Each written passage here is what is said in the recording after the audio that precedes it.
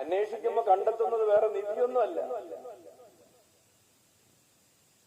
നമ്മൾ കണ്ടെത്തുന്നത്, ഈശോയെ അന്വേഷിച്ച് കണ്ടെത്തുന്നത് ഈശോ നമ്മെ എത്രമാത്രം സ്നേഹിക്കുന്നു എന്ന് കണ്ടെത്തും.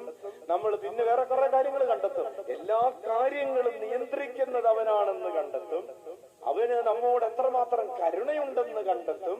അവൻ എത്രമാത്രം നമുക്ക് സമീപസ്ഥനാണെന്ന് കണ്ടെത്തും. അവൻ എത്രമാത്രം നമ്മോട് സംസാരിക്കുന്നുണ്ടെന്ന് കണ്ടെത്തും. അങ്ങനെ കുറെ കാര്യങ്ങൾ നമ്മൾ കണ്ടെത്തും. അന്വേഷിക്കുന്നവര് കണ്ടെത്തും അല്ലേ? എന്താ പറഞ്ഞത്? അന്വേഷിക്കുക നിങ്ങൾ എന്ത്.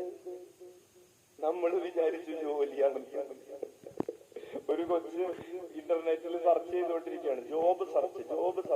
എന്നിട്ട് പറയാണ് അന്വേഷിക്കുവിൻ കണ്ടെത്തും, അന്വേഷിക്കുവിൻ. അത് കണ്ടെത്തട്ടെ. പക്ഷെ കർത്താവ് ഉദ്ദേശിച്ചത് നിങ്ങൾ എന്നെ അന്വേഷിച്ചാൽ ഞാൻ നിങ്ങളെ എത്രമാത്രം സ്നേഹിക്കുന്നുണ്ടെന്ന് നിങ്ങൾ കണ്ടെത്തും.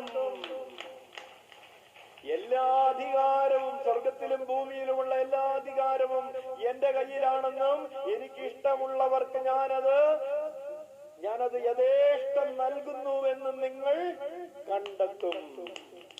കർത്താവിൽ ആശ്രയിക്കുന്നവർ പല പോലെ തഴച്ചു വളരുമെന്ന് നിങ്ങൾ കണ്ടെത്തും.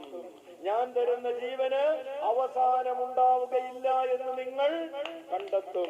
എന്നിൽ വസിക്കുന്നവന് പാപമോചനമുണ്ടെന്ന് നിങ്ങൾ കണ്ടെത്തും.